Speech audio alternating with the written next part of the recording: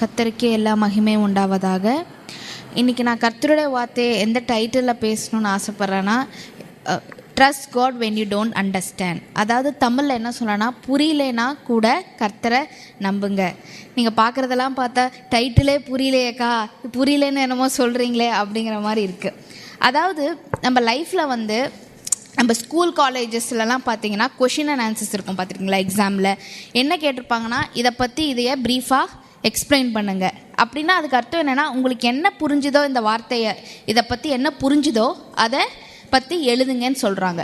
இதே மேக்ஸில் வந்து என்ன இருக்கும், ஃபைண்ட் தி எக்ஸ் ஒய், அதாவது எக்ஸ் வேல்யூ கண்டுபிடிங்க, ஒய் வேல்யூ கண்டுபிடிங்க அப்படின்னா அதுக்கு அர்த்தம் என்ன, நீங்கள் என்ன புரிஞ்சுக்கிட்டீங்களோ அதை வச்சு எக்ஸோட வேல்யூவை ட்ரை பண்ணுறது. எப்படி கண்டுபிடிக்கணும்னா, நம்ம அந்த இதை புரிஞ்சுக்கிட்டா தான், அந்த ஈக்குவேஷனை புரிஞ்சுக்கிட்டா தான், அந்த வடிவத்தை புரிஞ்சுக்கிட்டா தான் நம்ம அடுத்தது எப்படி கண்டுபிடிக்க முடியும். அதே மாதிரி சயின்ஸ் எடுத்துக்கிட்டோம்னா, சயின்ஸ் எல்லாமே ஏங்கிற கேள்விக்கு தான் பதில் சொல்லுது இல்லையா? ஏன் மழை பெய்யுது, ஏன் பனி உருவாகுது, ஏன் வந்து எர்த்குவேக் வருது, ஏன் சுனாமி வருது, இந்த மாதிரி எல்லாமே நம்ம ஸ்கூல் டைமில் எல்லாத்துலேயுமே நம்ம கற்றுக்கிட்டது என்னென்னா, ஏங்கிற வார்த்தைக்கு என்னன்னு புரிஞ்சுக்கிட்டா தான் நம்மளால் ஒரு சொல்யூஷனை அடைய முடியுங்க தான் நமக்கு சொல்லி கொடுத்துருக்காங்க.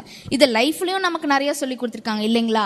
அதாவது வந்து நீங்கள் வந்து ஒரு லைஃப்பில் வந்து உங்களுக்கு ஏதாவது ஒரு ப்ராப்ளம்ஸ் வந்துச்சுன்னா, நீங்கள் ப்ராப்ளத்தை பற்றி புரிஞ்சுக்கங்க, என்னன்னு தெரிஞ்சுக்கங்க. அப்போ தான் அதுக்குண்டான சொல்யூஷன் வந்து கரெக்டான சொல்யூஷன் கண்டுபிடிக்க முடியும். ப்ராப்ளமே புரியலைன்னா எப்படி சொல்யூஷன் கண்டுபிடிக்க முடியும்? இப்படி தான் நமக்கு சொல்லி கொடுத்துருக்காங்க. ஆக்சுவலாக அவங்க சொன்னதெல்லாம் உண்மைதான்.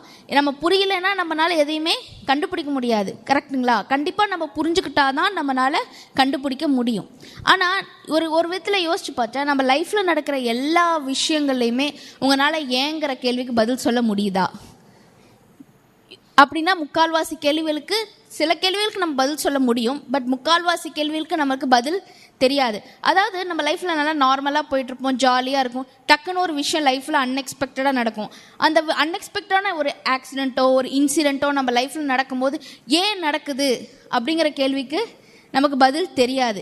ஏன்னு தெரியாதனால அதை பற்றி யோசிச்சுட்டே இருப்போம். ஏன் எனக்கு நடக்குது, ஏன் என் ஃப்ரெண்டுக்கு நடக்கலை, எனக்கு மட்டும் ஏன் இது நடந்துச்சு அப்படின்ற கேள்விக்கு நம்ம பதில் தேடி நம்ம அந்த விஷயத்தையே நம்ம வந்து மனசோர்வுலையும், அதனாலேயே நமக்கு இருக்கிற ஸ்ட்ரெஸ் பத்தாதுன்னு புதுசாக கேள்விக்கு பதில் தேட போய் ஸ்ட்ரெஸ் ஆகிறது தான் அதிகமாக இருக்குது. ஆனால் பைபிள் வந்து என்ன சொல்லுது, உங்களுக்கு வந்து புரியலைன்னா நீங்கள் என்ன பண்ணலாம் அப்படிங்கிறது என்ன சொல்லுதுன்னு நம்ம புரிஞ்சுக்கிட்டோம்னா நமக்கு புரியலைன்னா நம்ம என்ன செய்யறதுன்னு தெரிஞ்சுக்கலாம்.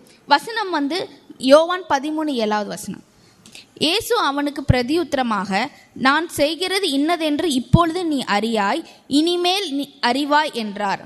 அதாவது இங்கே இயேசு கிறிஸ்து என்ன சொல்கிறாருன்னா, இப்போ உங்களுக்கு புரியாது, அப்புறமேலு உங்களுக்கு புரியும்.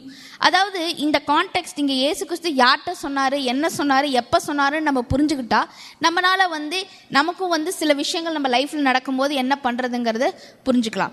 இது வந்து யார்கிட்ட சொல்கிறாருன்னா, இயேசு கிறிஸ்து அவரோட சீஷர்கள்ட்ட சொல்கிறாரு. அதாவது இந்த இன்சிடெண்ட் எங்கே நடக்குதுன்னா, இயேசு கிறிஸ்து வந்து அந்த திருவிருந்து, நம்ம இங்கே திருவிருந்து எடுத்துக்கிறோம் இல்லையா, அப்பவும் அவரோட திராட்சை ரசத்தையும் அவங்க பஸ்கா பண்டிகையில் பிட்டு கொடுக்க பேசும்போது கர்த்தர் இதைய அவங்க சீஷர்கள்ட்ட சொல்கிறார். இதுக்கப்புறம் தான் கர்த்தர் வந்து சிறுவையில் அறையப்பட்டு அப்புறம் இறந்து உயிர் தெழுவார். இதுக்கு முன்னாடி என்ன நடந்திருக்குன்னா, ஒரு வாரத்துக்கு முன்னாடி பாம் சண்டே நம்ம சொல்கிறோம் இல்லையா, அதாவது அவரை வந்து எருசலேமுக்கு வந்து யூதாவின் ராஜா அப்படின்னு சொல்லி அவரை கொண்டாடிட்டு இது பண்ணிட்டு போயிருப்பாங்க. அதாவது இதை ஏன் சீஷர்கள்ட்ட கர்த்தர் சொல்கிறாருன்னா, நீங்கள் வந்து இதுக்கு முன்னாடி என்னை பார்த்தீங்க, மக்களெல்லாம் வந்து என்னை வந்து ராஜா, என்னை இதுன்னு கொண்டாடினாங்க, பட் இதுக்கப்புறம் எந்த மக்கள் என்னை கொண்டாடினாங்களோ அவங்க தான் தூக்கி என்னைய சிலுவையில் அறைய போகிறாங்க. ஆனால் அதெல்லாம் உங்களுக்கு புரியாட்டி பரவாயில்ல, அந்த லைஃப்பில் நான் ட்ராவல் பண்ணி தான் ஆகணும். ஆனால் அதனால் உங்களுக்கு அது புரியாது, ஆனால் அதுக்கப்புறம் ஒரு நாள் உங்களுக்கு புரியும். இதை எப்படி சொல்லலாம்னா, இங்கே வந்து சீஷர்களுக்கு யாருக்குமே புரியாதனால தான் பேதுரு போய் என்ன பண்ணார், இயேசு கிறிஸ்துவை பிடிக்க வரும்போது ஒருத்தர் ரோமையார் காதை வந்து வெட்டிட்டார். வெட்டினது மட்டும் இல்லாமல் அவங்க பின்னாடியே பின்தொடர போனாங்க. இயேசு கிறிஸ்துவை சிலுவையில் அரைஞ்சதுக்கப்புறம் இவங்க எல்லாரும் போய் பதுங்கிக்கிட்டாங்க.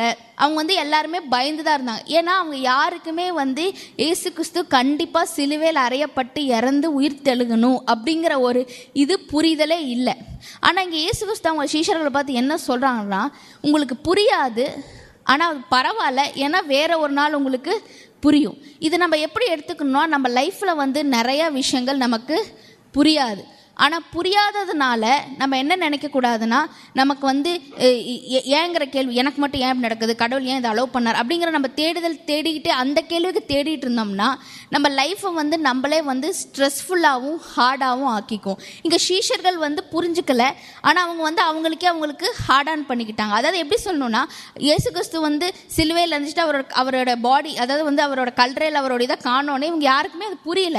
ஆனால் அவங்க அதை என்ன பண்ணாங்க, கடைசியில் இவங்கெல்லாம் சரி நம்ம எல்லாரும் மீன் பிடிக்க போயிடலாம் அப்படின்னு எல்லாரும் திரும்பி போயிட்டாங்க. இது வரைக்கும் யாரை நம்பி இருந்தாங்களோ, இயேசு கிறிஸ்துவை நம்பி இருந்தாங்களோ, இப்போ அவங்களுக்கு தான் வந்து ஒரே சந்தேகமாக இருக்குது. அதாவது எப்படின்னா, அந்த சீஷர்களுக்கு அவங்க வந்து இயேசு கிறிஸ்துவங்க எல்லாத்தையும் விட்டுட்டு தான், அவங்க லைஃப்பில் நிறைய விஷயத்தை விட்டுட்டு தான் ஃபாலோ பண்ணாங்க. அவங்க ஃபேமிலி, அவங்களோட ட்ரீம்ஸ் எல்லாத்தையும் விட்டுட்டு இயேசு கிறிஸ்து கூப்பிட்டாருங்கிறக்காக அவரை ஃபாலோ பண்ணாங்க. அவரை வந்து சிலுவையில் அரைஞ்சப்போ கண்டிப்பாக அவங்க நினச்சிருப்பாங்க, இவரை நம்ம மேசியாலாம் நினச்சோம், இவர் தானே நம்மளை காப்பாற்றுவார்னு நினச்சோம், நம்மளை இப்படி சிலுவையில் அறையப்பட்டுட்டாரு, இப்போ நம்ம என்ன பண்ணுறது அப்படின்னு அவங்களுக்கு கேள்வி இருக்கலாம். நமக்கே இப்படி நடந்தது, ஒருவேளை நான் மீன் பிடிச்சிக்கிட்டே இருந்திருந்தேன்னா என் குடும்பத்தில் காப்பாற்றிருப்பேன். இப்போ வந்து ரோமர்களும் எங்களை தேடுறாங்க, என்னோட லைஃபே வந்து என்னது ஸ்டாக் இப்படி ஆயிடுச்சு அப்படிங்கிற கேள்விகள் இருந்திருக்கும் அவங்களுக்கு. ஆனால் அதனால தான் அவங்க போய் பதுங்கிக்கிட்டாங்க, அதனால தான் அவங்க போய் ஒளிஞ்சுக்கிட்டாங்க. ஆனால் அவங்களே தான் பின்ன காலத்தில் வந்து இயேசு கிறிஸ்துவோட ஏன் அவர் சிலுவையில் அறையப்பட்டார், ஏன் அவர் உயிர்த்தெழுந்தாங்கிற எல்லா ரகசியத்தையும் புரிஞ்சுக்கிட்டவங்களும் அவங்க தான். நம்ம லைஃப்பில் வந்து நமக்கும் நிறைய விஷயங்கள் இந்த மாதிரி தான் இருக்கும். அதான் இயேசு கிறிஸ்து சொல்கிறார், உங்களுக்கு புரியலையா, புரிய ட்ரை பண்ணுங்கள், நீங்கள் முயற்சி பண்ணுறீங்களா பண்ணுங்க, ஆனால் எனக்கு மட்டும் அதான் வந்து என்ன பண்ணக்கூடாதுன்னா, நம்ம வந்து அந்த ப்ராப்ளத்தையே ஹோல்ட் ஆன் பண்ணிக்கிட்டே இருந்தோம்னா, அந்த விஷயத்தை எனக்கு மட்டும் ஏன் நடக்குது, ஏன் இந்த விஷயம் இப்படி நடந்தது, எனக்கு ஏன் அந்த வேலை கிடைக்கல, எனக்கு ஏன் இந்த ப்ரொமோஷன் கிடைக்கல, எனக்கு ஏன் எங்கள் அம்மா அப்பா என்னையவே திட்டுறாங்க, எனக்கு ஏன் வந்து எல்லாரும் மாதிரி சூழ்நிலை அமையல அப்படிங்கிற மாதிரி எல்லாத்துக்கும் ஏங்கிற கேள்விக்கு கோட்டேஷன் போட்டுக்கிட்டே இருந்தோம்னா, அந்த கேள்விக்கு உண்டான பதில் வந்து கர்த்தர் சொல்கிறார், இப்போ உங்களுக்கு புரியல, ஆனால் பின்னாடி கண்டிப்பாக புரியும். அதாவது கர்த்தர் சொல்ல, நீங்கள் இப்படியே புரியாமலே விட்டுறனுங்கும் கர்த்தர் சொல்ல, உங்களுக்கு புரியும். ஆனால் இப்போ நீங்கள் அதை குறித்து வருத்தப்பட்டுக்கிட்டு வேதனைப்பட்டுக்கிட்டு இருக்கக்கூடாது. வசனம் சொல்லுது சங்கீதம் 37:23, அதாவது வந்து God will order your steps. அதாவது வந்து நல்ல மனுஷனுடைய கால்களை கர்த்தர் உறுதிப்படுத்துகிறார். அப்படின்னா என்னென்னா, உங்கள் லைஃப்பில் வந்து ஒவ்வொரு ஸ்டெப் எடுக்கிறீங்க, சில விஷயங்கள் வந்து நமக்கு ஏன் நடக்குதுன்னு தெரியாத ஸ்டெப்ஸ் தான் நிறையா இருக்கும். அப்படிப்பட்ட ஸ்டெப்ஸில் நம்ம வரும்போது நம்ம என்ன நினச்சிக்கணும்னா, கர்த்தர் தான் இந்த ஸ்டெப்பை ஆர்டர் பண்ணியிருக்காரு, கர்த்தர் தான் நம்மளோட வழியை உறுதிப்படுத்துகிறார். அந்த வசனத்தை நீங்கள் எடுத்து பார்த்தீங்கன்னா, கர்த்தர் உறுதிப்படுத்துகிறார் அப்படின்னா, நீங்கள் ஒரு ஸ்டெப் எடுத்து நம்ம தரையில் வைக்கிறோம்னா அதை வந்து ஆழமாக வைக்கிறது, துணிவாக வைக்கிறது, ஸ்ட்ராங்காக ஹோல்ட் பண்ணிக்கிறது.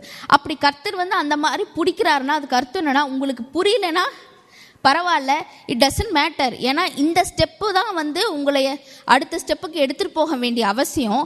ஆனால் அந்த ஸ்டெப்பு வந்து உங்களுக்கு புரியலன்னா பிரச்சனை கிடையாது. அதாவது எப்படி சொல்லலாம்னா, நம்ம வந்து இங்கேருந்து ஈரோட்லேருந்து நம்ம தெரியாத ஒரு ஃபார் எக்ஸாம்பிள் ஒரு ஹைதராபாத் போகிறோன்னு வச்சுக்கோங்க. இங்கே முன்ன பின்ன போயிட்டு வந்திருந்தால் நமக்கு வந்து ரோட்டில் போகிற வழி தெரியும். இல்லைன்னா நம்ம கூகுள் மேப்ஸ் போட்டு கூகுள் மேப்ஸ் சொல்கிறது தான் கேட்போம். கூகுள் மேப்ஸ் உண்மையாலுமே அது ஹைதராபாத்துக்கு தான் வழி சொல்லுதா இல்லை பெங்களூருக்கு வழி சொல்லுதான்னு நம்ம நம்புற தெரியறதில்ல. நம்ம வந்து கூகுளை வந்து அப்படியே நம்புகிறோம், அது போய் நம்மளை போய் கண்டிப்பாக ஹைதராபாத்தில் ரீச் பண்ணிடணும். அப்படிப்பட்ட கூகுள் மேப்பில் நம்ம நம்புறனால தான் எத்தனையோ ரோட்டில் வந்து டைவர்ஷன் வந்தால் கூட நம்ம அதை பற்றி கவலைப்படுறதில்ல. அதுவே சொல்லும், நீங்கள் மாற்றி எடுத்துட்டீங்க, திருப்பி இதே ரோட்டுக்கு வந்துருங்க. அதாவது அந்த டேர்ன்ஸ் மாறுறது. அப்புறம் அதாவது வந்து தமிழ்நாடு பார்டர் வரைக்கும் எல்லாம் தமிழ் இங்கிலீஷாக தான் இருக்கும். நீங்கள் மாற்றி அதை அடுத்த ஊரில் என்ன இப்போ ஒரு கர்நாடகா வழியை போனால் எல்லாமே தெலுங்கு இங்கிலீஷாக மாறிடும். இங்கிலீஷ் படிக்க தெரிஞ்சால் பரவாயில்ல, ஒருவேளை இங்கிலீஷும் படிக்க தெரியலனா உண்மையாலுமே நம்ம அந்த வழியில் தான் போயிட்டுருக்கோமாங்கிற சந்தேகம் கண்டிப்பாக இருக்கும். ஆனால் நம்ம அடுத்தடுத்த ஊருக்கு போக வேண்டியது, அடுத்தடுத்த ஊரில் என்ன நடக்கும், அந்த ஏரியாவோட கல்ச்சர் என்ன, அந்த மக்களோட மொழி என்ன நமக்கு தெரியாது. ஆனால் நம்ம வந்து அதை நம்பி ட்ராவல் பண்ணுறோம். ஒவ்வொரு இடத்துக்கு போகும்போது தான் நம்ம ஒவ்வொரு முயற்சி பண்ணி நம்ம டெஸ்டினேஷனை ரீச் பண்ண முடியும். அந்த ஒவ்வொரு ஸ்டெப்ஸ், அதாவது ஒவ்வொரு இடத்துக்கு போகும்போது உங்களுக்கு மொழி தெரியல, நமக்கு வந்து அந்த இருக்கிற மக்கள் யாருன்னே தெரியாது, அதை பற்றிலாம் நம்ம கவலைப்படுறோமா? கிடையாது. நம்மளோட டெஸ்டினேஷன் என்னவோ அதை குறித்து மட்டும்தான் நம்ம நினைக்கிறோம். அதே மாதிரி தான் நம்ம லைஃப்பில் வந்து ஒவ்வொரு இடத்துக்கு போகும்போது புரியாத மொழியாக இருக்கலாம், புரியாத மக்களை ஃபேஸ் பண்ணுறதா இருக்கலாம், புரியாத விஷயங்கள் நிறைய நடக்கலாம். அதாவது எப்படி சொல்கிறது, நம்ம போயிட்டுருப்போம், பக்கத்தில் இருக்கவங்க ரோட்டில் வந்து ஒருத்தன் கிராஸ் பண்ணுவான், அதனால் நமக்கு ஏதாவது பாதிப்புனா ஆமாம் ஒரு டக்குன்னு ஒரு பிரேக்கப் போட வேண்டிய அவசியம் இருக்குது. அதனால நமக்கு நம்ம டெஸ்டினேஷன் ரீச் பண்ண முடியுமா? இவன் ஏன் வந்து எனக்கு முன்னாடி வந்து பிரேக்கப் போட்டான் அப்படின்னு நம்ம யோசிக்க முடியுமா? இல்லை, நம்ம என்ன நினைக்கிறோம், அவன் ஏன் போட்டான் எதுக்கு போட்டாங்கிறது நமக்கு கவலை கிடையாது, நமக்கு அது புரியவும் போகிறது அப்போது கிடையாது. ஆனால் நம்மளோட கவனம் என்ன, டெஸ்டினேஷனில் மட்டும்தான். இது எப்படி சொன்னால், இந்த உலகத்தில் பார்த்தீங்கன்னா ஏங்கிற விஷயங்கள் நிறைய நடக்கும். ஏன் கொரோனா வந்தது 2 வருஷம், யாருக்காவது ஏதாவது இது இருக்கா? கிருமி வந்துச்சு, வைரஸ் வந்துச்சு, அவ்வளோதான், அதை தான் நம்ம சொல்கிறோம். பட் ஆனால் அது எத்தனை பேரோட லைஃப்பில் வந்து பாஸ் பட்டன் மாதிரி ஆயிடுச்சு. உலகமே ஒரு 2 இயர்ஸ்க்கு வந்து லாக்டவுனில் பாஸ் பட்டனில் தான் இருந்தாங்க. நமக்கு அகாடமிக்ஸ், சில பேர் அகாடமிக்ஸுக்கு, சில பேருக்கு ஜாபுக்கு, சில பேர் பிஸ்னஸ், எல்லாமே. ஆனால் அது ஏன் கொரோனா வந்துச்சு அப்படிங்கிறதுக்கும் பதில் கிடையாது. ஆனால் கொரோனாக்கு அப்புறமும் லைஃப் ரன் ஆகுது, நம்ம லைஃப் மூவ் ஆன் ஆகிட்டு. ஆனால் கொரோனா டைமில் இன்சிடென்ட்ஸ் நடந்தது. ஏன் கொரோனா வந்ததுக்கு நம்ம கேள்விக்கு பதில், நம்ம லைஃப்பில் ஏன் நடந்ததுங்கிறதுக்கு பதில் இல்லாமல் இருக்கலாம். பட் ஆனால் கர்த்தர் சொல்கிறாரு, உங்களுக்கு வந்து டெஸ்டினேஷன் நீங்கள் ரீச் பண்ணும்போது உங்கள் லைஃப்பில் ஏன் அது வந்ததுங்கிறதுக்கு காரணங்கள் புரியும். ஆமேன். இங்கே பைபிளில் அந்த மாதிரி நிறைய எக்ஸாம்பிள்ஸ் இருக்குது. ஆக்சுவலாக நான் வந்து இன்றைக்கி ஒருத்தர் எக்ஸாம்பிள் எடுத்துகிட்டு வந்திருக்கேன். உங்கள் எல்லாருக்கும் அவரை பற்றி கண்டிப்பாக தெரிஞ்சிருக்கும். இந்த மாதிரி டாபிக் எடுத்தாலும் அவரை இல்லாமல் நம்ம பேச முடியாது. அவர் பேர் தான் யோசேப்பு. அவரும் உங்களையும் மாறி என்னையும் சொல்லிக்கிறேன், யூத்து தான் அவர், ஓகேங்களா? அவர் வந்து அவர் டீனேஜ் 17 இருக்கும்போது அவருக்கு ஒரு கனவு. அதாவது வந்து என்ன கனவு, நான் வந்து எங்கள் அண்ணாக்களை விட பெட்டராக இருப்பேன், அதாவது ஒரு படி போய் எங்களோட அப்பா விடையும் நான் பெட்டராக இருப்பேங்கிறது அவரோட 17ஆவது வயசில் அவருக்கு கிடைச்ச கனவு. அதாவது இது எப்படிப்பட்ட கனவுனா, நம்ம நினைக்கலாம், நான் எங்கள் வீட்டில் இருக்கவங்களை விட நான் பெஸ்ட்டாக இருப்பேன், எங்கள் அம்மா அப்பா போனதை விட நான் பெஸ்ட்டாக இன்னும் அச்சீவ்மெண்ட் பண்ணுவேன், நான் வந்து சொந்த வீடு வாங்குவேன், நான் கார் வாங்குவேன், நான் நல்ல ப்ரொமோஷன் வாங்குவேன், எங்கள் வீட்டிலே நான் தான் ஃபஸ்ட்டு கிராஜுவேட், நான் தான் நல்லா படித்து ஸ்கோர் பண்ண போகிறேன். அதாவது எங்கள் லைஃப், எங்கள் ஃபேமிலி பற்றி எனக்கு கவலை இல்லை, என் ட்ரீம் வந்து என் ஃபேமிலியை விடையே அப்பார்ட் பண்ணி ஒரு லெவல் மேலே இருக்குது. ஆக்சுவலாக இந்த ட்ரீம் யார் கொடுத்தது? கர்த்தர் தான் யோசேப்புக்கு கொடுத்தாரு. நமக்கும் உங்களுக்கும் எனக்கும் அந்த மாதிரி ட்ரீம்ஸ் லைஃப்பில் இருந்ததுன்னா, என் ஃபேமிலியை விட நான் எக்ஸீட் ஆகணும், நான் பெட்டராக இருக்கணுன்ற ட்ரீம்ஸ் எல்லாம் இருந்தாலும் கர்த்தர் தான் அப்படிப்பட்ட கனவுகளை கொடுக்குறாரு. உங்களுக்கும் எனக்கும் நிறைய கனவு இருக்குது, உங்களுக்கு அந்த நிறைய கனவு இருக்குது. யோசேப்புக்கு அப்படிப்பட்ட கனவு வந்தது தான். ஆனால் அவருக்கு அப்படிப்பட்ட கனவு வந்தோடனே அவருக்கு ஒரே நாள் அது நடந்துருச்சா? இல்லை. அவருக்கு வந்து 22 வருஷம் ஆச்சு அவர் கனவு கண்டதுக்கும் அவர் கனவு கடைசியாக நிறைவேறினதுக்கும். 22 வருஷம் அவருக்கு வந்து ஸ்மூத்தாக தான் போச்சானா? அதுவும் கிடையாது. எப்படின்னா, அவர் ஃபஸ்ட்டு கனவு கண்ட உடனே அவர் என்ன பண்ணார், போய் அவரோட பிரதர்ஸ் கிட்ட ஷேர் பண்ணார். அவங்க பிரதர்ஸ் என்ன பண்ணாங்க, ஏற்கனவே அவங்களுக்கு யோசேப்பை பிடிக்கல. என்ன நினச்சாங்க, யோசேப் வந்து அப்பாவுக்கு ரொம்ப செல்ல பையனாக இருக்கான். அப்புறம் யோசேப் என்ன பண்ணார்னா, அவங்க அண்ணா பண்ணுறதெல்லாம் போய் அவங்க அப்பா கிட்ட போட்டு கொடுக்குற வேலையும் பண்ணிகிட்டு இருந்தார். அதனால் இவங்க யாருக்குமே யோசேப்பை பிடிக்கல. பத்தாவதுக்கு இப்படி ஒரு கனவை சொன்னோடனே அவங்க யாருக்குமே சுத்தமாகவே யோசேப்பை பிடிக்கல. ஆக்சுவலாக இதில் யோசேப் மேலே தான் தப்பு இருக்குது. அதாவது வந்து எப்படின்னா, யோசேப் வந்து அவர் கனவு காணதை வந்து அவர் சகோதரர்கள்ட்ட ஷேர் பண்ணிக்கிறது தப்பு இல்லை. ஆனால் அவர் ஷேர் பண்ணிக்கும் போது என்ன சொன்னார், நீங்கள் எல்லோரும் எனக்கு கீழே இருப்பீங்க, நான் உங்களுக்கு மேலே இருப்பேன் அப்படின்னு சொன்னார். நம்ம லைஃப்பில் வந்து நமக்கு வந்து நிறைய புரியாத விஷயங்கள் நடக்குதுன்னு நான் சொன்னேன். அந்த மாதிரி விஷயங்கள் உருவாகிற காரணமே நம்மளாக தான் இருப்போம். சில நேரம் நம்மளால் ஐடென்டிஃபை பண்ணிக்க முடியும் நம்ம தான் காரணம்னு. ஆனால் முக்கால்வாசி நேரம் நம்ம அதை வந்து அடையாளம் பண்ணிக்கிறது இல்லை. ஆனால் வசனம் சொல்லுது, கிறிஸ்துவை அன்பு கூறுவர்களுக்கெல்லாம் நன்மைக்கு எதுவாய் நடக்கிறது. அதனால தான் கர்த்தர் வந்து அவரோட தம்பிகள்லாம் அவங்க அண்ணங்கள்லாம் பொறாமப்பட்டு அவர் தூக்கி குழிக்களை போட்டப்போ கூட கர்த்தர் அதைய அனுமதிச்சாரு. கர்த்தர் அதை வந்து ஸ்டாப் பண்ணல.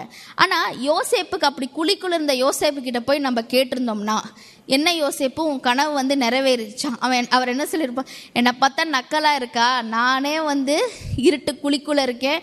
அதாவது அவரோட அந்த கிணறு எவ்வளோ தூரம் கீழே இருக்கும், வெளிச்சங்கிறது ரொம்ப சின்னதாக தான் தெரியும் அங்கேருந்து மேலே பார்த்தா.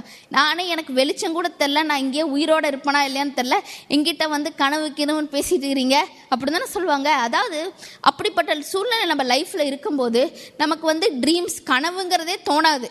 நம்ம இதை அச்சீவ் பண்ணணும், இதை பண்ணணும், அதை பண்ணணும், நம்ம பல பேசிக்கிட்டு இருந்தப்போ ஒரு கடினமான சூழ்நிலை அமையும் போது நம்ம லைஃப்பில் ஏன் நடக்குது அப்படிங்கிறது, அதாவது யோசேப்புக்கு தெரியல அவங்க அண்ணாக்களுக்கு வந்து யோசேப்பை பிடிக்கல, அதனால தான் தூக்கி உள்ளே போட்டுட்டாங்கன்னு.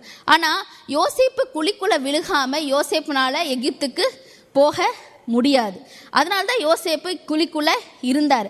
ஆனால் அவருக்கு வந்து அந்த டைமில் வந்து அந்த அளவுக்கு புரிதல் இருக்குமானா யோசேப்புக்கு கண்டிப்பாக இருந்திருக்காது. அவரை பொறுத்த வரைக்கும் அவர் வந்து உயிரோட வெளியே வந்தால் எனக்கு போதும், எனக்கு கனவோ சாதனை படிக்கணுமோ பெருசாக இது பண்ணுமோன்னு அச்சீவ்மெண்ட்லாம் இருக்காது. நம்ம லைஃப்பில் அந்த மாதிரி இன்சிடெண்ட்டை நம்ம இருந்தோம்னா ஏன் நடக்குது, எது நடக்குது, ஏன் மற்றவங்களாம் என் மேலே பொறாமப்படுறாங்க, என்னை ஏன் இப்படிப்பட்ட ஒரு சூழ்நிலையில் அமைஞ்சிட்டாங்கங்கிற கேள்விக்கு ஏங்கிற கேள்விக்கு பதில் தெரியலனா நம்ம நினைக்க வேண்டியது என்னென்னா, எனக்கு வந்து கர்த்தர் வாக்குத்தத்தை கொடுத்துருக்காரு, கர்த்தர் எனக்கு கனவு கொடுத்துருக்காரு. நான் இந்த வழியில் போக முடியலனா கண்டிப்பாக என்னால் என்னோட டெஸ்டினேஷனை ரீச் பண்ண முடியாது. அதாவது நான் சொல்கிறது வந்து உங்களுக்கு ஈஸியாக இருக்கும், ஆனால் உண்மையாலுமே அந்தப்பட்ட சூழ்நிலையில் யோசேப் மாதிரி இருக்கும்போது வெளிச்சங்கிறது பார்க்குறதே அபூர்வமாக தான் இருக்கும். நமக்கு வந்து ஒரு குட்டியான ஹோப் கிடைச்சா போதும், எனக்கு வந்து பெரிய பெரிய கனவு கூட வேலை, எனக்கு தப்பிச்சு வந்தால் போதுங்கிற சூழ்நிலை இருந்தால் கூட நீங்கள் விசுவாசிக்கணும், நம்ம நம்பினோம்னா கர்த்தர் நம்மளுக்கு உதவி செய்வார். இங்கேருந்து தான் அவர் தப்பிச்சு போனார்னா அதுவும் அடுத்த லெவலும் அடுத்த ஸ்டெப்பும் வந்து அதை விட அவருக்கு மோசம்தான். ஏன்னா அவர் போனது வந்து அடிமையாக அவர் ஈஜிப்டில் விற்றுட்டாங்க. அங்கே போய் என்ன பண்ணார், போத்திபார் வீட்டில் வந்து அடிமையாக வேலை செஞ்சுட்டு இருந்தார். நல்லா ஹார்ட் ஒர்க் பண்ணார். என்ன நினச்சிருப்பார், ஓகே நம்ம வந்து ஒரு கட்டத்தில் நான் கனவு காணேன் 17ஆவது வயசில் நான் வந்து எங்கள் அண்ணனுங்களுக்கெல்லாம் நான் நல்லா பெட்டராக வருவேன், இங்கே நல்லா வேலை செய்கிறேன், போத்திபார் வந்து என்னை வந்து நல்ல போஸ்டிங்க்கு போட்டிருக்காரு, இப்போ இந்த வீட்டுக்கே நான் தான் ஹெட்டு, இந்த ஏரியாவில் இருக்கவங்க எல்லாருக்கும் எனக்கு தெரியும், ஓகே என் கனவு தான் நிறைவேற்றிருக்குங்கிற சந்தோஷம் அவர் கொஞ்சம் இருந்தால் கூட இருந்திருக்கலாம். ஆனால் அவருக்கு என்ன நடந்துச்சு, அடுத்தது போத்திபார் ஒய்ஃப்னால அவர் தூக்கி ஜெயிலில் பிரிசனில் போட்டாங்க. அதாவது அவர் வந்து பண்ணது நல்ல காரியம், அவர் வந்து நல்ல முடிவை தான் எடுத்தார். ஆனால் அவருக்கு உடனே நடந்தது லைஃப்பில் நடந்த இன்சிடெண்ட் என்ன, ஒரு பெரிய ஃபெயிலியர். அதாவது நம்ம ஒரு கிராஃப் மாதிரி அவர் லைஃப்பை பார்த்தா இப்படி போயிட்டு இருந்தார், அப்புறம் குழிக்குள்ளே விழுந்தார், சரி இப்படி போனார், அப்புறம் அப்படியே மேலே போனார், எங்கள் போத்திபார் திருப்பியும் கீழே வந்துட்டார். அதாவது அவர் படிக்கிற பார்த்தா இப்படி போகிற மாதிரி தெரியல, எல்லாம் இப்படி போயிட்டுற மாதிரி இருக்குது. நம்ம லைஃப்பும் அப்படி தான். எப்போதுமே லைஃப் வந்து சக்ஸஸ்னோட அந்த கிராஃப்லலாம் காட்டுவாங்க பார்த்துறீங்களா, இப்படின்னு இருக்கிற மாதிரி இருக்காது. நம்ம லைஃப் ஸ்டார்டிங்க்கும் எண்டிங்க்கும் கிராஃப் எப்போதும் இப்படி தான் இருக்கும்.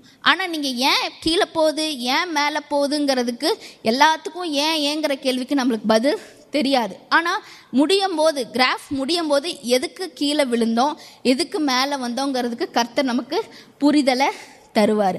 ஆமேன். இவர் என்ன பண்ணார், ஜெயிலில் இருக்கும்போது பிரிசனில் அவர் என்ன நினச்சிருப்பார், பேசாமல் நான் ஒழுங்காக அந்த போத்திபார் ஒய்ஃப் சொன்னதை கேட்டிருந்தா கூட தப்பிச்சிருப்பேன், இப்போ வந்து என் லைஃப் இதை விட மோசமாயிருச்சு. அதாவது அவர் அடிமையாகவும் இருந்தார். நான் அப்படி இருந்திருந்தா கூட அடிமையாவது போத்திபார் ஒய்ஃப் ஏதாவது ஹெல்ப் பண்ணியிருப்பாங்க, நான் ஒரு நல்ல டிசிஷன் தானே எடுத்தேன், என் லைஃப்பில் எனக்கு ஏன் இப்படி நடந்தது, எதனால் இப்படி நடக்கணும், நான் யாருக்குமே எந்த தப்பும் செய்யலையே. அதாவது அவரோட லைஃப்பை திரும்பி பார்த்தா எல்லாமே ஃபெயிலியராக இருக்குது. நான் இப்போ தானே எதிர்பார்த்தேன் ஏதோ ஒரு பெட்டராக நடக்க போகுது என் லைஃப்பில், என் கனவு மாதிரி ஏதோ நான் சாதிக்க போகிறேன்னு நினச்சேன் அப்படின்னு அவர் நினச்சிருப்பார். பட் ஆனால் அவரோட லைஃப் ப்ரிசனில் அவருக்கு மோசமான விஷயங்கள் தான். ஆனால் அங்கேயும் அவர் வந்து சஸ்டெயினாக இருந்தார். அவர் ஒழுங்காக இருந்ததை பார்த்தனால தான் அங்கே இருந்த இவங்க வந்து கர்த்தரும் ஃபேவர் பண்ணதுனால அவர் அங்கே இருந்தார். அங்கே என்ன பண்ணார், அங்கே எல்லாருக்கும் வந்து கனவுகளை பதில் சொல்லிக்கிட்டு அப்புறம் அங்கேருந்து தான் அவர் ராஜாவை மீட் பண்ண போனார்.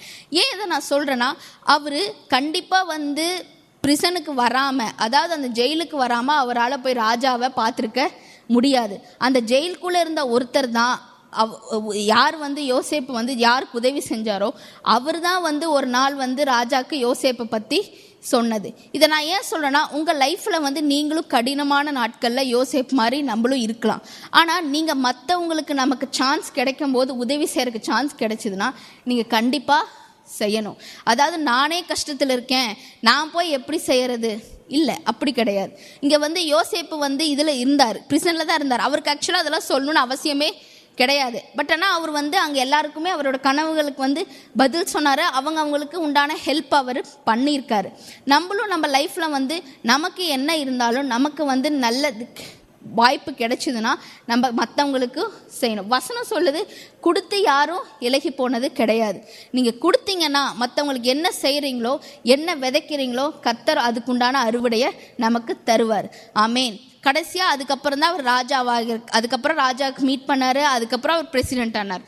இதெல்லாம் நான் உங்ககிட்ட சொன்னேன். நம்ம வந்து இப்படிப்பட்ட யோசேப்பை பற்றி நம்ம என்ன நினச்சோம்? அவர் ஒரு பிரிசனில் இருந்த யோசேப்புக்கும் குழியில் விழுந்த யோசேப்புக்கும் இது நல்லதா கெட்டதான்னு கேட்டிருந்தா அவங்க என்ன சொல்லியிருப்பாரு? கெட்டது தான். நான் வந்து என் லைஃப்பில் நல்லா எங்கள் அப்பா கூட ஜாலியாக இருந்தேன், கனவுங்கிற பேரில் ஒன்று நினைஞ்சது, சரின்னு ஷேர் பண்ணேன். என் லைஃப்பில் அதுக்கப்புறம் தான் ப்ராப்ளம்ஸே. ஏன் நடக்குது, எதனால் நடக்குதுன்னு எனக்கு புரியலை. இப்போ வந்து நான் இருக்கேன். இப்போ வந்து அப்படின்னு தான் சொல்லியிருப்பார் அவர் நடந்து. அந்த மாதிரி அவர் லைஃப்பில் வந்து நடுவில் இருக்கிற இன்சிடென்ட்ஸ் எல்லாம் நீங்கள் எடுத்து பார்த்தீங்கன்னா, ஆனால் அதே அவர் ஃபைனலாக பிரசிடென்ட் ஆகிட்டு அவர் பிரதர்ஸை மீட் பண்ணும்போது அவர் சொன்னதை வந்து நம்ம கண்டிப்பாக படிக்கணும். அது ரொம்ப சுவாரஸ்யமாக இருக்கும். ஆதியாகமம் 45வது அதிகாரம் 4வது 8வது வசனம்.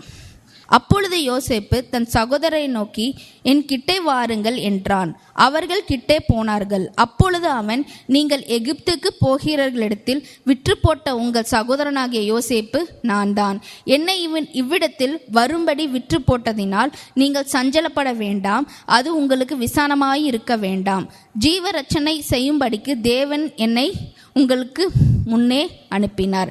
அதாவது இங்கே அவர் என்ன சொல்கிறார்னா, கடைசியாக நீங்கள் ஃபீல்லாம் பண்ணாதீங்க என்னை போய் அனுப்பிட்டேன்னு, ஏன்னா கர்த்தர் தான் வந்து இதைய அலோவ் பண்ணார். அதாவது என்ன சொல்கிறாரு, நீங்கள் குழிக்குள்ளே போட்டது, நீங்கள் விற்றது எல்லாமே வந்து எனக்கு இப்போ ஏன் நடக்குதுன்னு என் லைஃப்பில் எனக்கு புரியுது.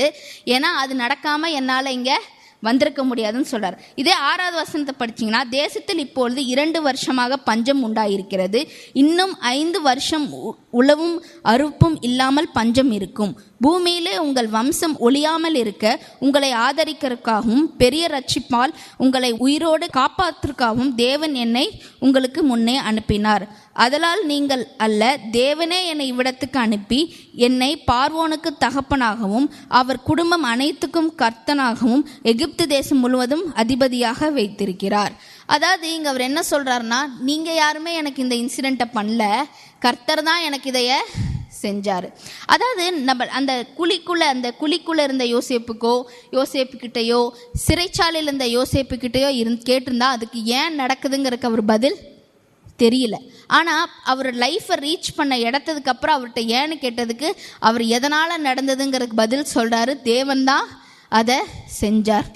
நம்ம லைஃப்லேயும் வந்து நம்ம லைஃப்பில் நடுவில் இருக்கிற இன்சிடெண்ட் எடுத்து பார்த்தோம்னா, ஒரு படத்தை நீங்கள் எடுத்தீங்கன்னா நடுவில் இருக்கிற இன்சிடெண்ட் மட்டும் எடுத்து பார்த்தீங்கன்னா அது ஏன் நடந்ததுன்னு முன்னாடியும் தெரியாது, ஏன் நடந்ததுன்னு பின்னாடியும் தெரியாது, அது நடுவில் நடந்துட்டு இருக்கிறது எதுக்குன்னு புரியாது. ஆனால் இதே ஒரு கிளைமேக்ஸை பார்த்துட்டு படத்தை பார்த்தோம்னா நமக்கு என்ன நடக்கும்னு புரியும். அதே மாதிரி தான் இங்கே வந்து யோசேப்பு கடைசியாக அவர் ரீச் பண்ண டெஸ்டினேஷனுக்கு அப்புறம் சொல்கிறாரு, நான் ட்ராவல் பண்ண பாத், என்னோட கிராஃப், என்னோட மேலே என் கீழே எல்லாமே எனக்கு அப்போ புரியல, இப்போ புரியுது. அதாவது வந்து முன்னாடி அவங்க அண்ணாக்கள் எந்த அண்ணாக்களை பார்த்து அவர் வந்து ஆக்சுவலாக கோவப்படணும், ஆனால் அவர் என்ன சொல்கிறார், இது நல்லதுன்னு சொல்கிறாரு. அதே மாதிரி தான் நம்ம லைஃப்லேயும் நமக்கும் நம்ம ரீச் பண்ணும்போது கர்த்தர் வந்து புரிய வைப்பார். இங்கே எப்படி கர்த்தர் சீஷர்கள்ட்ட சொன்னார், இப்போ வந்து நான் செய்கிறது உங்களுக்கு புரியாமல் இருக்கலாம், புரியாது, ஆனால் உங்களுக்கு பின்ன புரியும். யோசேப்புக்கும் பின்ன புரிஞ்சுது. நம்ம லைஃப்லையும் நம்ம ஒரு குறிப்பிட்ட இன்சிடெண்ட், அதாவது குறிப்பிட்ட இப்போ நடக்கிற விஷயத்தை மட்டும் எடுத்து பார்த்து அதுக்கு என்னங்கிற கேள்விக்கு பதில் சொல்லணும் ட்ரை பண்ணுறோம்னா நம்மளால் அதுக்கு உண்டான பதிலை சொல்ல முடியாது. இதே வெளியிருந்து முழுசாக என்ன நடந்ததுன்னு பார்த்தோம்னா நமக்குனால அந்த அந்த விஷயத்துக்கு பொருள் கொடுக்க முடியும். என் லைஃப்பில் அந்த மாதிரி ஒரு இன்சிடெண்ட் நடந்தது, நான் உங்களுக்கு ஷேர் பண்ணிக்கிறேன்.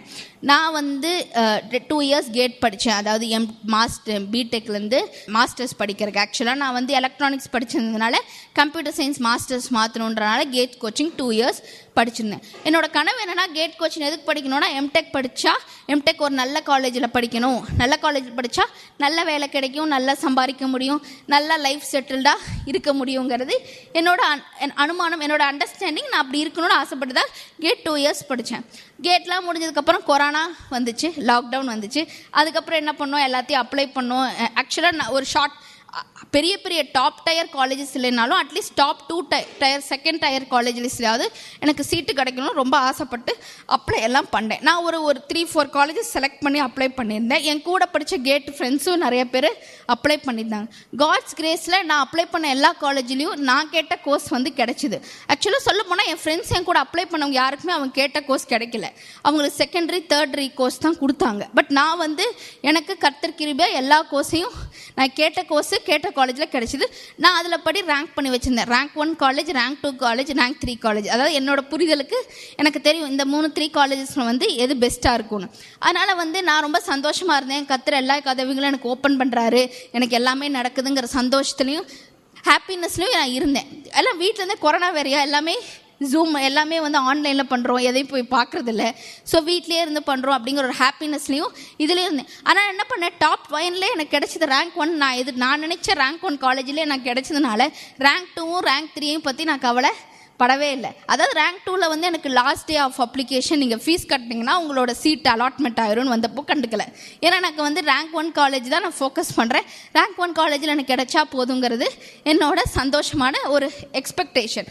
அது என்னாச்சு, நான் அப்போ கொஞ்ச நாள் போயிட்டு இருந்தது. ரேங்க் 3 காலேஜ், நான் நினச்ச காலேஜோட டெட்லைன் வந்துருச்சு கிட்டத்தட்ட.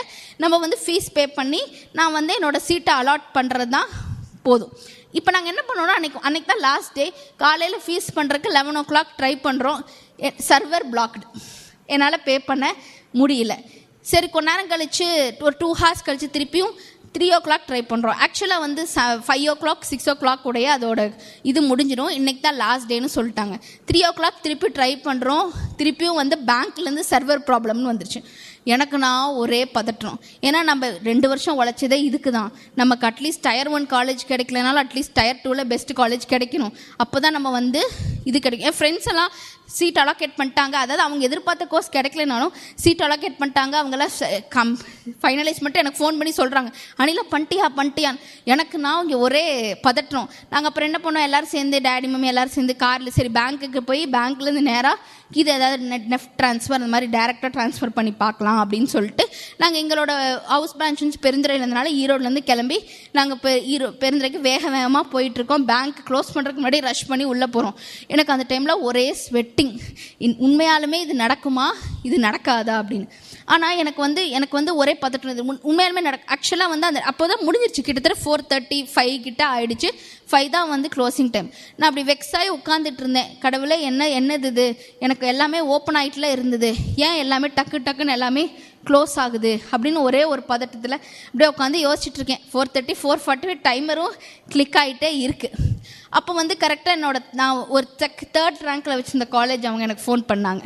ஃபோன் பண்ணி நீங்கள் கேட்ட ஸ்காலர்ஷிப்பை நாங்கள் உங்களுக்கு சாங்ஷன் பண்ணுறோம், நீங்கள் வந்து எப்போ ஜாயின் பண்ணுறன்னு சொல்லி கன்ஃபர்மேஷன் கொடுங்க, நாங்கள் உங்களே ரெஜிஸ்டர் பண்ணிக்கிறோன்னு சொல்லிட்டு வச்சாங்க. நான் நினச்சேன், நம்ம ஒன்று தேடி போகிறோம், க்ளோஸ் ஆகிட்டே வருது, கதவுகள் தானாக மூடுது. ஆனால் ஒரு இது வந்து தானாக கதவு திறக்குது. அப்புறம் எங்கள் அம்மா வந்து எங்கள் பேங்க்கில் இது பண்ணிட்டு இப்போ பே பண்ணலான்னு இருக்கும்போது சரி நான் ஒரு முடிவு பண்ணேன்.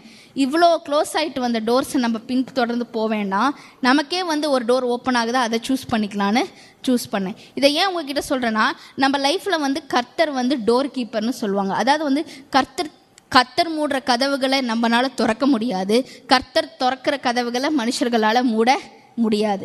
ஸோ நம்ம லைஃப்பில் அந்த மாதிரி க்ளோஸ் ஆகிட்டே வந்துன்னா ஏன் சர்வர் ஒர்க் ஆகலை, நேற்று சர்வர் ஓப்பன் ஆகல இருந்தது, ஏன் ஒர்க் ஆகலைன்னு எனக்கு 1000 கேள்விகள் ஓடிட்டு தான் இருந்தது.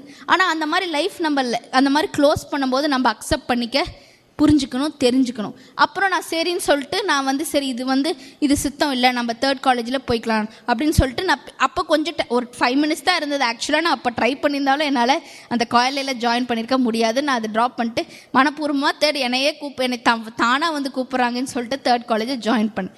அதுக்கப்புறம் நான் இதை ஏன் உங்கள்கிட்ட சொல்கிறேன்னா, என் ஃப்ரெண்ட்ஸு யாரெல்லாம் அந்த காலேஜில் ஜாயின் பண்ணாங்களோ உண்மையாலுமே அவங்க டெய்லி எனக்கு ஃபோன் பண்ணி அழுவாங்க, அனிலா நாங்கள் டார்ச்சர் அனுபவிச்சுட்டு இருக்கிறோம் இங்கே அப்படி. ஆனால் நான் என் எம்டெக்கை வந்து கர்த்தர் கிருபையால் ஸ்மூத்தாக தான் போனேன். எனக்கு அந்த அளவுக்கு கஷ்டமாகவும் கிடையாது. அதே மாதிரி அவங்க வந்து நல்ல பேக்கேஜ்க்காக நாங்கள்லாம் என்ன நினச்சோம், அந்த காலேஜில் போனால் நல்ல பேக்கேஜ் கிடைக்கும், நல்ல கம்பெனி கிடைக்கும். அதாவது அவங்க எதிர்பார்க்குற கம்பெனியில் நான் படித்த காலேஜில் எனக்கு வந்துச்சு. சொல்லப்போனால் இப்போ நான் ஒர்க் பண்ணுற கம்பெனி ஒரு வேளை நான் அவங்க காலேஜில் போயிருந்தா கிடைச்சிருக்குமான்னு தெரியல. கர்த்தர் கிருபையால் இந்த காலேஜ் மூலமாக தான் எனக்கு இந்த கம்பெனி கேம்பஸ் ரெக்ரூட்மெண்ட்லாம் கிடைச்சிது. இப்போ சொல்லப்போனால் யாரெல்லாம் அந்த நான் 1st டிகிரி 2nd டிகிரி வச்சுட்டு போனனோ அவங்க எல்லோரும் என்னை இந்த கம்பெனிக்கு வரக்கு என்கிட்ட ரெக்கமெண்டேஷன் கேட்குறாங்க, எனக்கு ஹெல்ப் பண்ண அனிலான்னு. இதை வந்து எனக்கு அதாவது வந்து இது எனக்கு காலேஜ் அந்த டைமில் நான் ஜாயின் பண்ணும்போது தெரியுமானா எனக்கு தெரியாது. ஏன் அந்த கதவுகள் ஒன்றா க்ளோஸ் ஆச்சுன்றது புரிதலும் இல்லை. ஆனால் இதை எனக்கு புரிஞ்சுக்கிறதுக்கு 5 வருஷம் ஆச்சு. 5வது வருஷம் நான் இப்போ இருக்கிறேன். இப்போ தான் எனக்கு புரியுது அது நடந்தது எனக்கு நல்லது. அந்த க்ளோஸ் ஆனது எனக்கு அப்போ புரியல, கர்த்தர் இப்போ வந்து எனக்கு ஆசீர்வாதமாக மாற்றி கொடுத்துருக்காரு. நம்ம லைஃப்லையும் நான் இந்த டெஸ்டிமோனி எதுக்கு சொன்னேன், உங்கள் லைஃப்பில் இந்த மாதிரி ஓப்பன் டோர்ஸ், அதாவது வந்து கர்த்தர் வந்து சில கதவுகளை திறந்து பல ஆசீர்வாதங்கள் வரும். ஆனால் அதே மாதிரி தான் கர்த்தர் சில கதவுகளை மூடுறதுலையும் நமக்கு ஆசீர்வாதம் இருக்குது. நமக்கு அந்த மூடுற கதவுங்கிறது ஒரு வேளை குழிக்குள்ளே போடுற மாதிரி இருந்திருக்கலாம், சிறைச்சாலையில் இருக்கிற மாதிரி இருந்திருக்கலாம், நம்ம எதிர்பார்த்த விஷயம் நடக்காத மாதிரி இருந்திருக்கலாம், நம்ம முயற்சி பண்ணி தோல்வியில் முடிஞ்சிருக்கலாம். எல்லாமே வந்து கர்த்தர் வந்து நமக்கு ஏன் தோல்வி அடைஞ்சதுங்கிற காரணம் என்னன்னு நமக்கு தெரியாது. மற்றவங்க நமக்கு ஏன் அதை பண்ணுறாங்கிறதுக்கும் நமக்கு பதில் தெரியாது. ஆனால் கர்த்தர் வந்து அதெல்லாம் மூலமாக தான் கர்த்தர் நமக்கு நல்லதை நமக்கு என்ன வச்சுருக்காரோ பெஸ்ட்டை கர்த்தர் நமக்கு செய்கிறாரு. இதாவது இது எப்படி சொல்லணும்னா, நீங்கள் பசில் கேம்ஸ்லாம் பார்த்துருக்கீங்களா? சின்ன குழந்தைங்க விளையாடுவாங்க, குட்டி குட்டி பசில்ஸ் இருக்கும், சேர்த்துனா நமக்கு வந்து ஹோல் பிக்சர் கிடைக்கும். அதாவது ஒரு பசிலை மட்டும் நீங்கள் எடுத்து பார்த்தீங்கன்னா அது பாதி பாதி கட்டாகி இருக்கும். அந்த ஒரு பசில் தெரியுமா அது வந்து என்னது, அந்த என்ன பெரிய பிக்சர் கொண்டு வரும் கண்டிப்பாக தெரியாது. ஆனால் ஒன்று ஒன்றா அதை சேர்த்துக்கிட்டே வந்தோம்னா கடைசியாக அந்த ஒரு குட்டி பசில் எடுத்துகிட்டு போய் அந்த மெயின் பிக்சரில் வச்சா நமக்கு வந்து அந்த பிக்சர் என்னன்னு தெரியும். இதுதான் அந்த படங்கிறது கடைசியாக தான் தெரியும். கர்த்தரும் அதே மாதிரி குட்டி குட்டி லைஃப் பசிலை கர்த்தர் உங்கள் லைஃப்பில் நடத்துகிறாரு. உங்கள் லைஃப்பில் நடத்துகிறதா அந்த பசிலை பார்த்துக்கிட்டு நீங்கள் வந்து ஏன் இந்த பசில் இது வந்து ஃபிட் ஆகுமா, இது என் லைஃப்பில் நடக்கிற காரியமா அப்படிங்கிறது இல்லாமல், அது திறக்கிற கதவாக இருந்தாலும் சரி, கர்த்தரே மூடி இருந்தாலும் சரி, அது ஒரு தோல்வியாக இருந்தாலும் சரி, அது ஒரு ரிஜெக்ஷனாக இருந்தாலும் சரி, நம்மளை தேர்ந்தெடுக்காட்டியும் சரி, அது என்னவா இருந்தாலும் நீங்கள் நம்ப வேண்டியதுன்னா வசனம் சொல்லுது நன்மைக்கு ஏதுவாக முடிக்குது. அதாவது வந்து எல்லாமே நன்மைக்கு ஏதுவாய் அப்படின்னு தான் வசனம் சொல்லுது. ஒன்று மட்டும் நீங்கள் எடுத்தீங்கன்னா அது நன்மையாக தெரியாது. எல்லாமே பசில் சேர்த்தாதான் உங்களுக்கு நன்மையாக தெரியும். ஸோ உங்கள் லைஃப்பில் ஏதாவது ஒரு இன்சிடெண்ட் நடக்குது, ஏன் நடக்குதுங்கிறதுக்கு பதில் தெரிலனா நம்ம என்ன நினைக்கணும், இந்த இன்சிடெண்ட் வந்து இது ஒரு ஜஸ்ட்டாக ஒரு பசில், இது என்னோட முடிவு கிடையாது. ஒருவேளை இது வந்து எனக்கு சிறந்ததா இல்லைன்னா இது என் முடிவு கிடையாது. என் முடிவு வரும்போது கர்த்தர் இது ஏன் நடந்ததுங்கிறதுக்கு நமக்கு புரிதல் தருவார். இதை நம்புங்க, இதை விசுவாசிங்க. கர்த்தர் உங்களை பெரிய சாதனை கொடுக்கறதும் உங்கள் கனவுகளை கர்த்தர் நிறைவேற்றுவார். ஆமேன்.